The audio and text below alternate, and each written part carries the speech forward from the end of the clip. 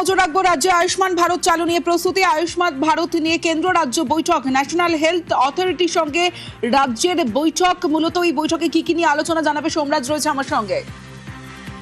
দেখো, আয়ুষ্মান ভারত কার্যকর করা নিয়ে ইতিমধ্যে প্রস্তুতি শুরু করলো নবান্ন, এবং নবান্ন সূত্রে যেটা জানা যাচ্ছে আয়ুষ্মান ভারতের কি কি গাইডলাইন রয়েছে বা কিভাবে রাজ্যে কার্যকর করতে হবে তা নিয়ে ইতিমধ্যেই ন্যাশনাল হেলথ অথরিটির সঙ্গে বৈঠক হলো রাজ্যের স্বাস্থ্য দপ্তরের আধিকারিকদের সঙ্গে।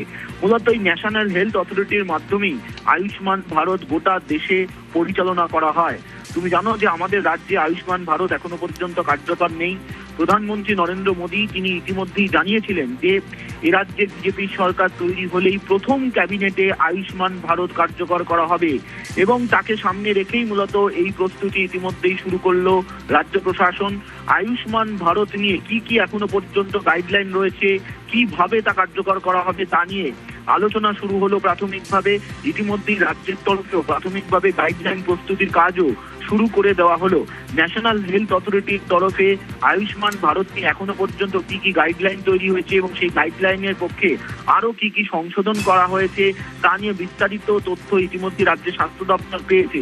তুমি জানো আমাদের রাজ্যে স্বাস্থ্যসাথী প্রকল্প চালু রয়েছে, সেক্ষেত্রে স্বাস্থ্যসাথী প্রকল্পও থাকবে নাকি তা নিয়েও পরবর্তীতে আলোচনা হবে, কিন্তু প্রাথমিকভাবে আয়ুষ্মান ভারত কার্যকর নিয়ে রাজ্যের তরফে প্রস্তুতি শুরু করে দেওয়া হলো। বেশ।